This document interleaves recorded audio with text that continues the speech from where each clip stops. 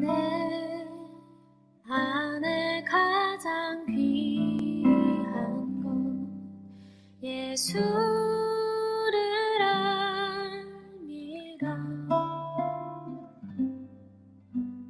그 은보다 더 귀한 것 예수를 알미라. 유단이 묻어왔던 지난 3일간의 삶 속에서도 하나님께서는 여러 모양으로 저들을 붙들어 주시고 모두 귀한 예배 자리로 저들의 발걸음을 주장하여 주셨나이다. 오늘도 저들이 예배드릴 하나님께서 함께 해주시고 성상 하나님께 친히 임재해 주셔서 오늘도 상한 심령으로 주 앞에 나가는 심령들마다 주의 은혜로 채워주시고 말씀으로 깨우쳐 주시며 또 아버지 믿음 가운데 굳건히 서는 이 시간 되게 하여 주셔서 다시금 우리의 소망이, 우리의 도움이 온전히 주님께로부터 나옴을 고백하며 돌아갈 수 있는 귀한 발걸음 되어줄 수 있도록 주여 역사하여 주옵소서. 모든 것 주님께 감사드리며 예수님의 이름으로 간절히 기도드립니다. 아멘. 우리 다 함께 이 시간 그 고백으로 찬송가 325장 예수가 함께 계시니 시험이 오나 겁없네, 우리 함께 찬송하도록 하겠습니다.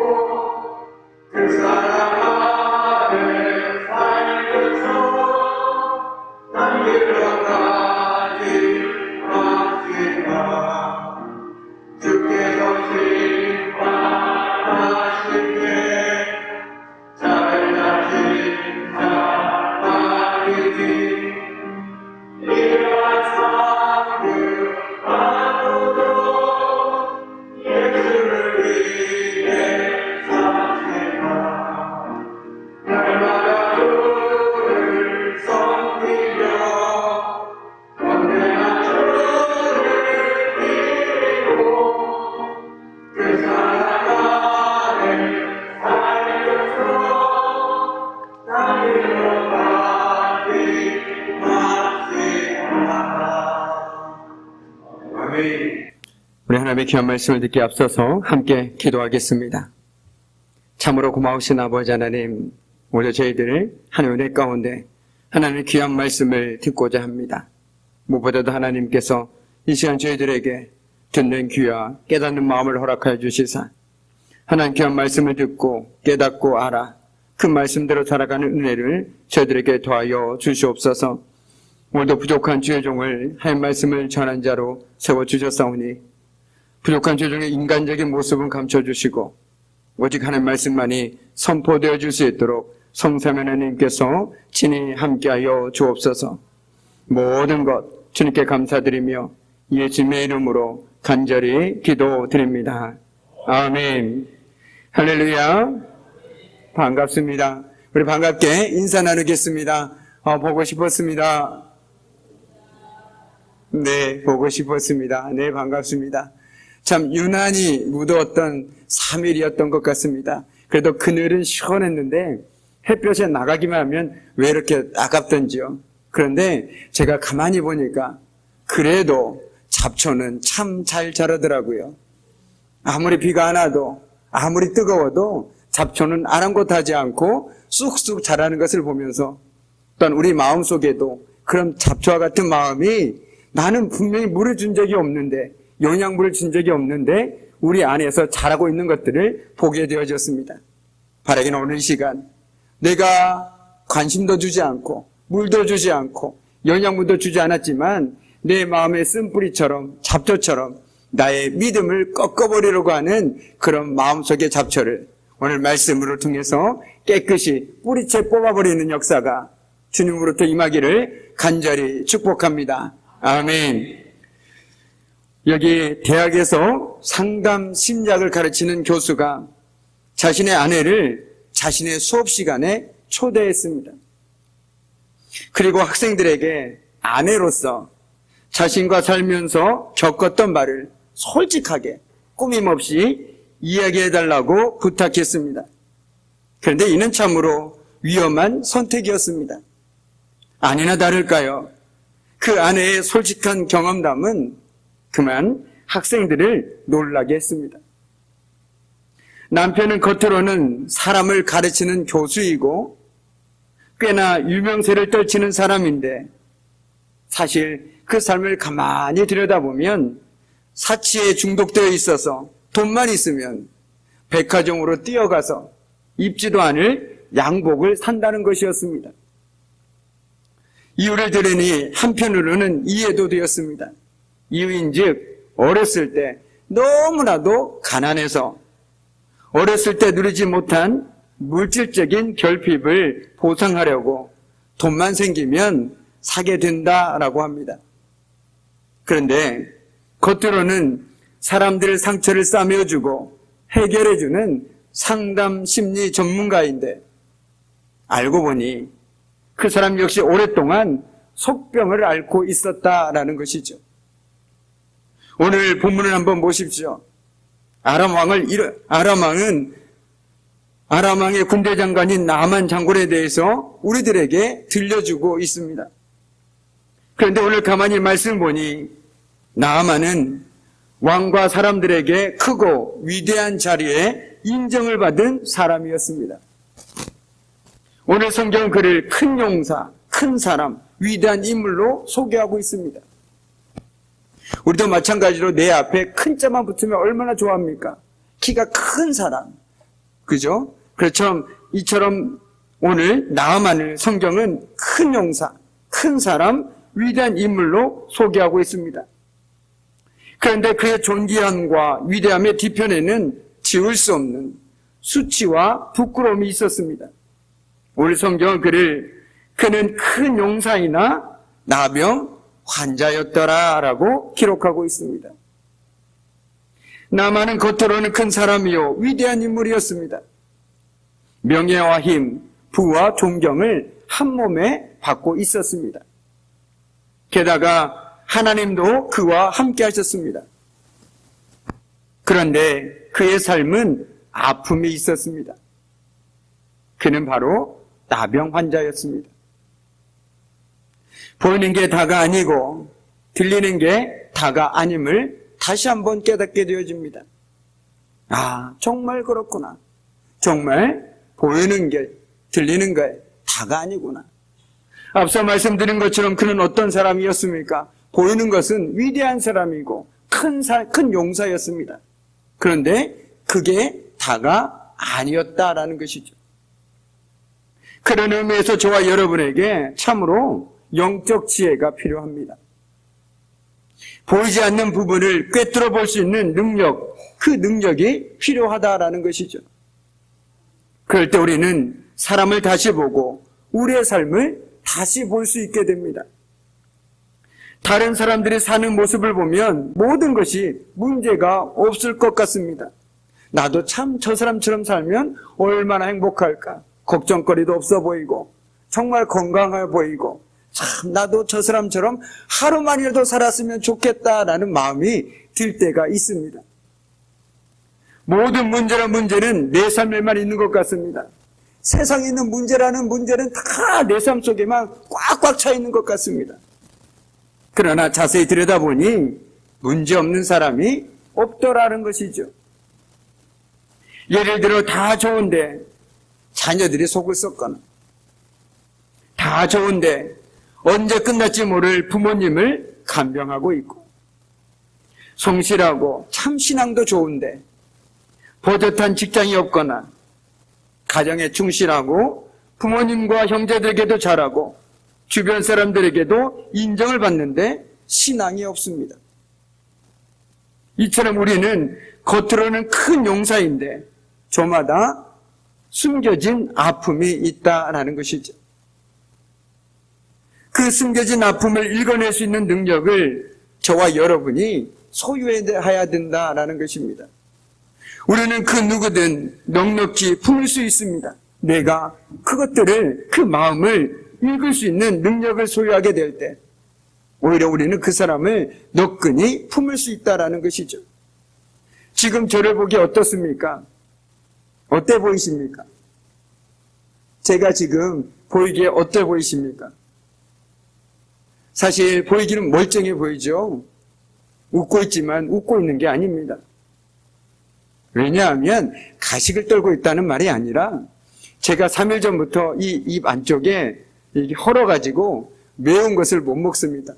그런데 처음엔 하나였던 것이 2개로 늘어가지고 오늘도 밥을 제대로 못 먹었습니다. 지금 보이기는 멀쩡해 보이는데 이 속으로는 이렇게 남이 모르는 상처를 갖고 있다는 것이죠. 이것이 바로 우리 인생 아닙니까? 남들이 보기에는 참 행복해 보이고 부족한 것이 없어 보이고 그렇지만 그 속사정을 들어보면 다 나름대로 아픔이 있고 고통이 있고 슬픔이 있다는 것입니다. 그렇게 제가 오늘 드리고 싶은 말씀은 보이는 걸로 우리 이야기하지 말고 보이지 않는 것 가지고 이야기하자라는 것입니다. 그런데 보이지 않는 것 갖고 이야기하려면 어떻게 해야 하냐? 그 사람을 품고 기도해야 하는 것이지 내가 그냥 노력한다고 되는 것만은 결코 아닙니다. 정말 나에게 걸리는 사람이 있습니까? 내 마음속에 늘 밟히는 사람이 있습니까? 혹시 저 사람만 없으면 내가 신앙생활 참 잘할 텐데 라고 생각되어지는 사람이 있습니까? 그 사람은 하나님께서 우리들에게 기도의 동역자로 붙여주신 분입니다. 오히려 그 사람을 품고 기도할 때 지금껏 내가 보지 못했던 부분들을 보게 될 것입니다. 그리고 나의 교만함을 가지고 하나님께 용서를 구하는 삶을 살게 된다는 것이죠. 내가 참 교만했구나. 내가 참 너무나도 교만해서 저 사람을 판단했구나. 오히려 내가 기도했었어야 됐는데 이런 믿음의 삶으로 가게 된다는 것이죠. 오늘 마찬가지입니다. 나만도 그 당시에 많은 사람들에게 얼마나 부러움의 대상이었겠습니까? 권력이면 권력, 명예면 명예, 그 하나 부족한 것이 없었습니다. 겉으로 보기에는 말이죠. 그러나 그 실상의 뒷모습을 보니 그는 나병 환자, 즉 죽을 병을 앓고 있었다라는 것이죠. 그 누가 알겠습니까? 말하지 않으면 아무도 알 수가 없습니다. 이것이 바로 저와 여러분의 또한 삶의 단면이 아닙니까? 내가 누군가에게 말하지 않는다라면 그 누구도 내 마음을 알 수가 없습니다. 내 속사정을 누가 알 수 있겠습니까? 내가 아파도 웃고 있으면 저 사람은 늘 행복해 보이는구나 라고 생각하지 않겠습니까? 내가 눈물을 흘릴 때야 비로소 정말 슬픈 일이 있나 보다 위로해주고 그러지 않습니까? 그런데 이처럼 우리는 보이는 것만 갖고 살다 보면요, 믿음 안에서 특별히 우리 믿음의 가족들에게 실수할 때가 너무나도 많이 있다라는 것입니다. 그렇기 때문에 오늘 이 시간 이 귀한 말씀을 통해서 하나님께서 저와 여러분이 주시는 것은 너무나도 분명한 것 같습니다. 보이는 것으로 보지 말고 그 뒤에 숨겨진 아픔을 보고 그것을 위해서 하나님께 지혜를 구하라. 그리고 그 사람을 품을 수 있는 마음을 소유해라 라는 것이 먼저 우리에게 주시는 귀한 말씀인 줄 믿습니다. 바라기는 저와 여러분이 남들은 다 어떨지라도 우리만이라도 보이는 대로 들리는 대로가 아니라 하나님 주시는 마음으로 그 사람을 너끈히 품을 수 있는 그 넉넉한 마음을 소유할 수 있기를 주님의 이름으로 간절히 축복합니다. 아멘. 그래서 오늘 나아만은 자신의 병을 고치기로 했습니다. 그리고 이스라엘 선지자 엘리사를 찾아갔습니다. 그런데 우리가 잘 알고 있는 것처럼 엘리사는 나아만을 맞아들이지도 않고 그냥 사자를 보내서 요단강에서 7번 몸을 씻으라고 처방전을 내려줍니다. 얼마나 당황스러웠을까요? 그는 엘리사의 말을 받아들일 수가 없었습니다. 그도 그럴 것이 첫째는 자기를 예우하지 않았습니다. 앞서 말씀드린 것처럼 그는 명예와 권력을 가지고 있는 대단한 사람이었습니다. 그런 내가 왔는데 한갓 이스라엘의 선지자라는 사람이 나를 찾아오지도 않고 달랑 처방전만 해가지고 가서 씻으십시오라고 끝내버렸다라는 것이죠. 둘째는 엘리사의 방법이 그리 설득적이지 않았습니다. 그러다 보니 근본적으로 나만 자신의 생각과 방법과 전혀 맞지가 않았습니다. 그렇게 나만은 엘리사의 얼굴도 보지 못한 채 요단강에서 7번 씻으라는 그런 처방은 나만의 기대와는 달라도 너무나도 달랐습니다. 그리고 그의 고정감념과 상식 차원에서 생각할 때 터무니없게 들렸습니다. 마치 초롱성 같은 여리고성을 7번 돌라는 하나님의 명령을 들은 이스라엘 백성들의 마음이 이랬을까요? 한마디로 마음이 답답합니다. 은근히 화도 치밀어 오릅니다. 이게 단가? 뭐 다른 거 없나? 그런데 그게 전부입니다. 나만은 그런 처방을 받으러 멀리서 온 것이 아니었습니다. 그의 생각에는 자신의 나라에서 해보지 않는 특별한 무엇인가가 있어야 했습니다. 그런데 고작해야 강물에 가서 몸을 씻으라고 합니다. 어처구니가 없죠. 우리 그 나만의 마음을 다시 한번 읽으면서 12절 말씀을 함께 읽도록 하겠습니다. 12절 말씀입니다. 다메섹강 아바나와 바르바는 이스라엘 모든 강물보다 낫지 아니하냐. 내가 거기서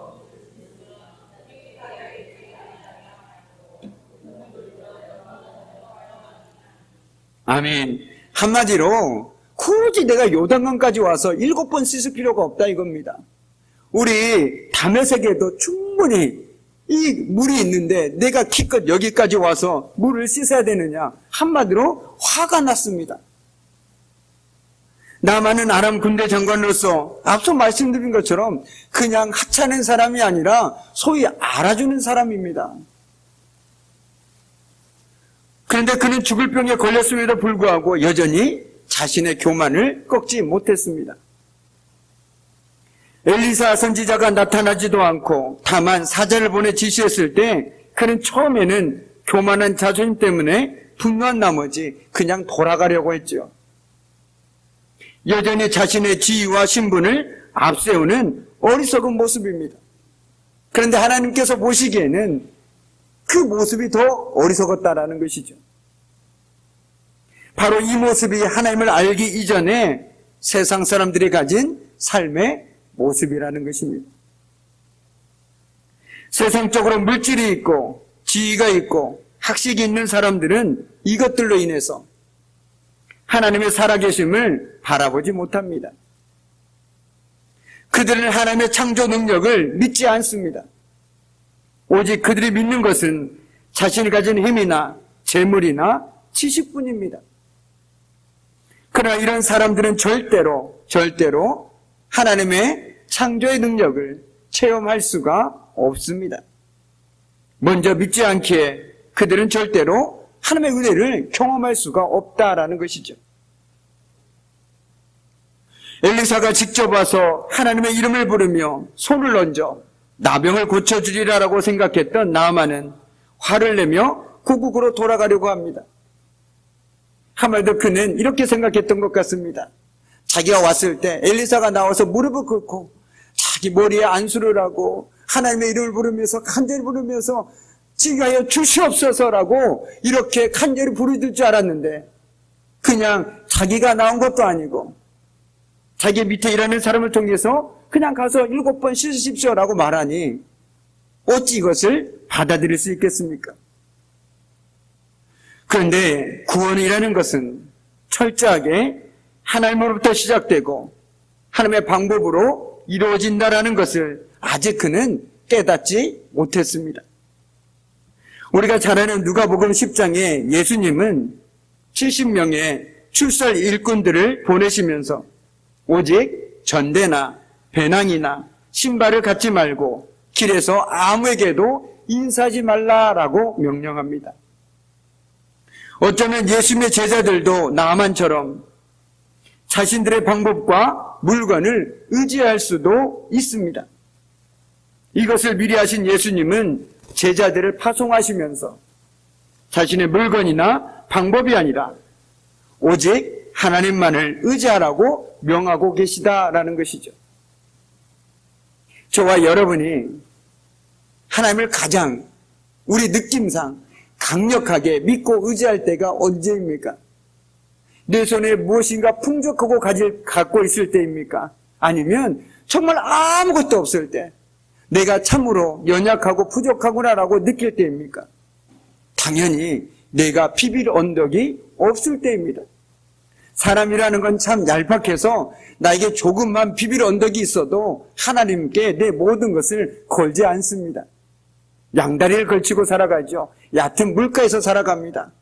그러다가 내가 죽게 되었을 때 깊은 물가로 뛰어듭니다. 하나님 아니면 안 됩니다.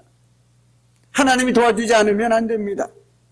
하나님이 치유해 주지 않으시면 나을 수가 없습니다라고 그제서야 깊은 물가로 뛰어든다라는 것이죠. 그런데 하나님께서는 처음부터 우리에게 깊은 물가로 뛰어들길 원하고 계시다라는 것입니다. 그런데 우리는 가진 것이 너무 많아서 비빌 언덕이 너무나도 많아서 그 하나님보다 다른 믿고 의지할 것들이 너무 많아서 하나님만을 의지하는 삶을 살아가지 못할 때가 너무나도 많이 있다라는 것입니다. 사실 오늘 군대 장관이었음에도 하녀의 이야기만 듣고 이곳까지 왔다는 사실 참 귀한 일이죠. 그런데 바꿔 얘기하면 그만큼 그는 절박했다라고도 얘기할 수 있습니다. 하나님께서 이런 나만의 행동을 어여삐 보셨습니다. 그리고 그는 엘리사의 맹대에도 불구하고 부하의 충고를 듣고 엘리사의 말에 순종했습니다. 근데 쉬웠을까요? 7번을 요단강물에 담그면서 여러 생각이 교차하지 않았겠습니까? 1번 했다가 2번 했다가 멈춰다보고 3번 하고 멈춰다보고 4번 하고 멈춰다보고 이거 정말 해도 되는 것일까? 마음에 의심이 들지 않겠습니까? 4번 하고 5번 하고 6번 하고 앞서 말씀드린 것처럼 이스라엘 백성들이 여리고성을 7번 돌지 않았습니까? 7일 동안 돌지 않았습니까? 그때 그들이 7일 동안 돌 때 6일 동안은 아무 조짐도 없었습니다. 근데 결정적으로 7일째 돌 때 그 철옹성과 같은 여리고성이 무너졌음을 우리는 말씀을 통해서 잘 알고 있습니다.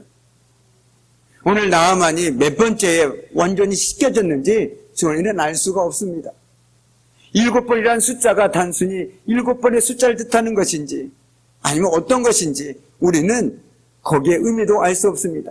중요한 것은 시킨 대로 했다라는 것에 더 의미가 있다라는 것이죠.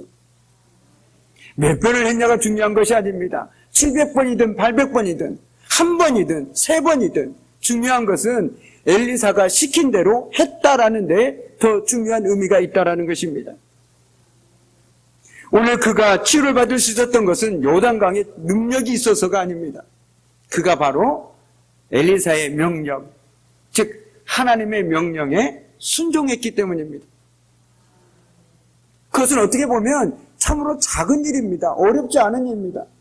제가 만약에 여러분에게 지금 머리 혹시 자기 아픈 곳이 있는 부분은 수도가에 가셔서 그 수돗물로 7번을 하십시오라고 한다고 한번 생각해 보십시오. 그러면 어떤 분들은 에이 그거 한다고 되겠어? 어떤 분들은 가서 하신 분도 있을 테고. 그런데 정말 중요한 것이 무엇입니까?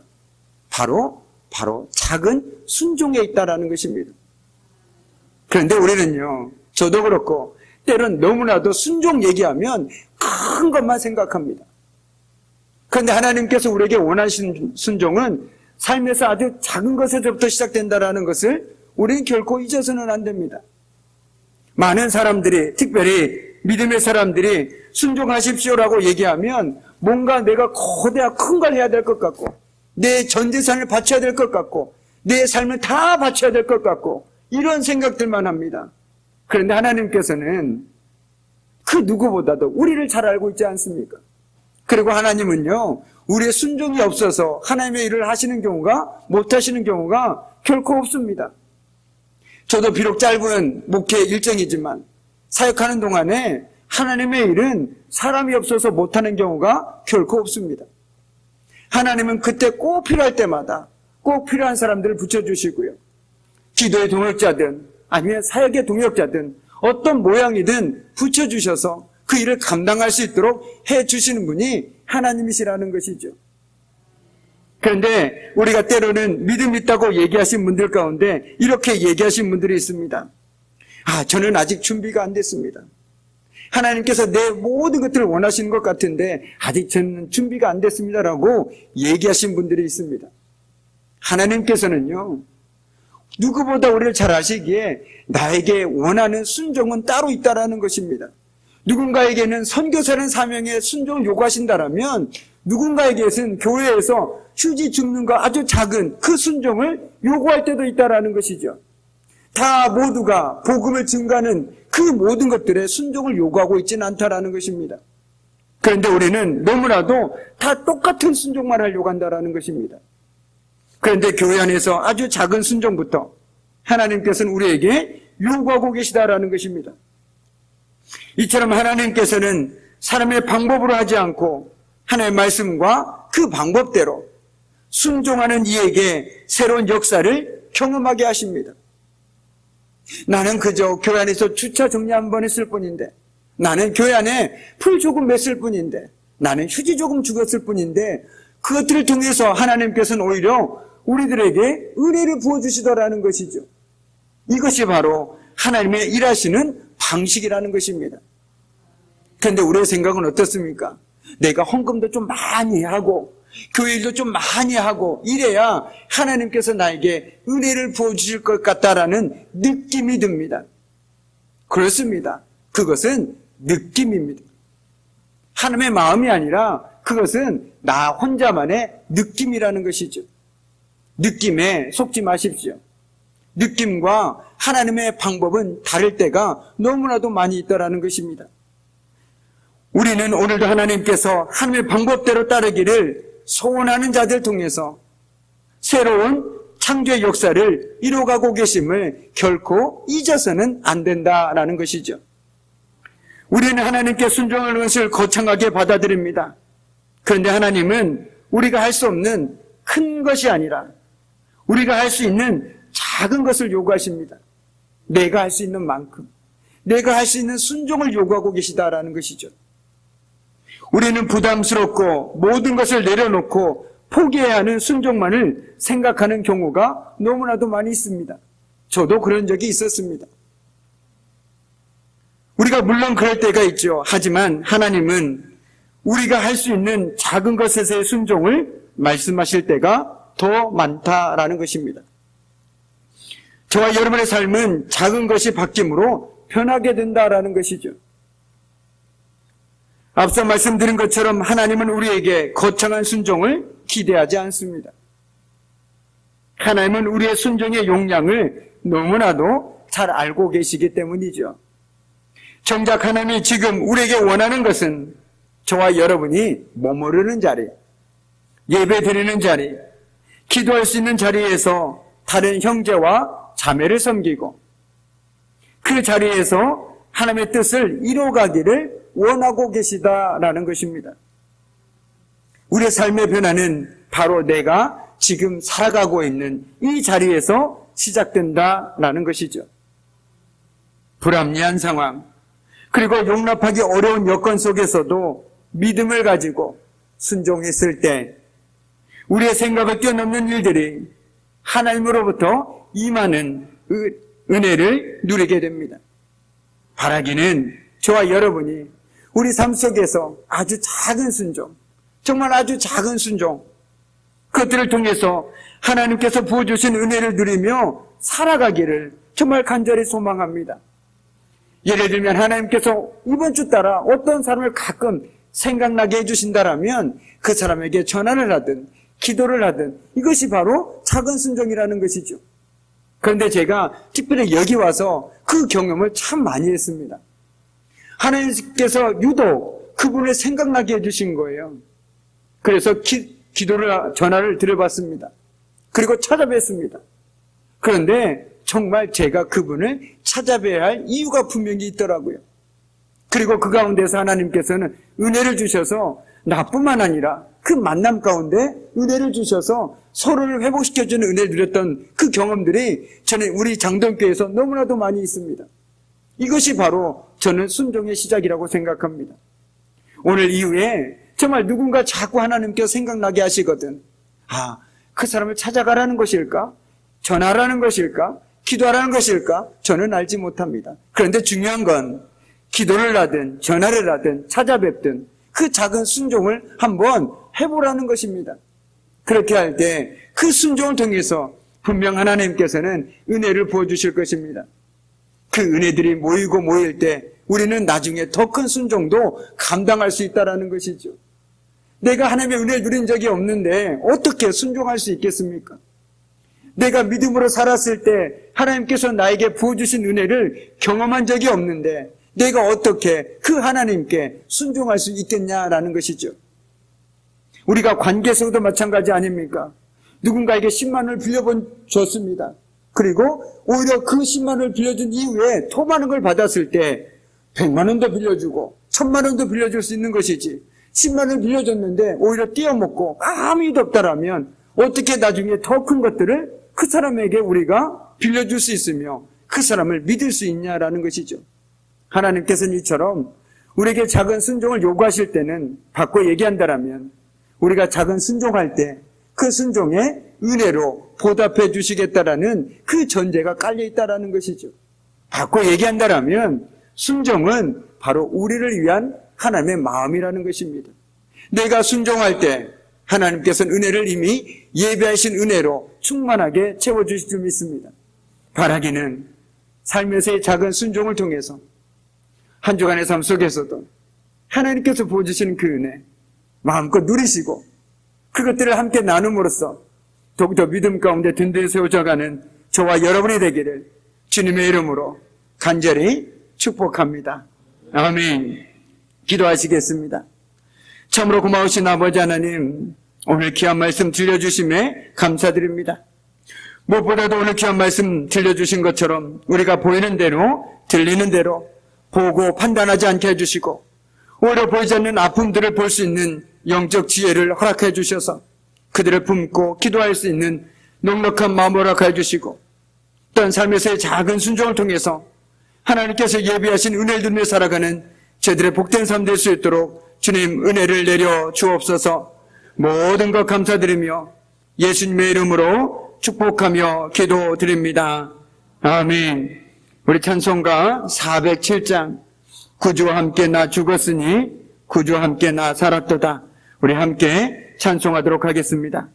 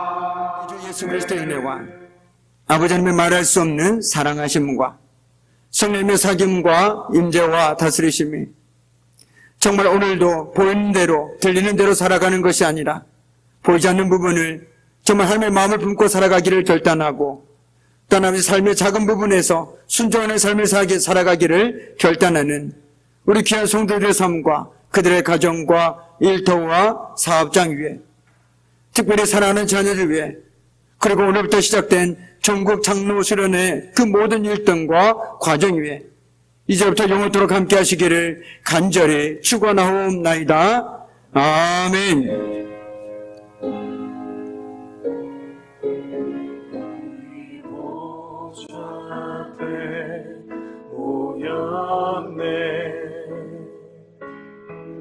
함께 주를 찬양하며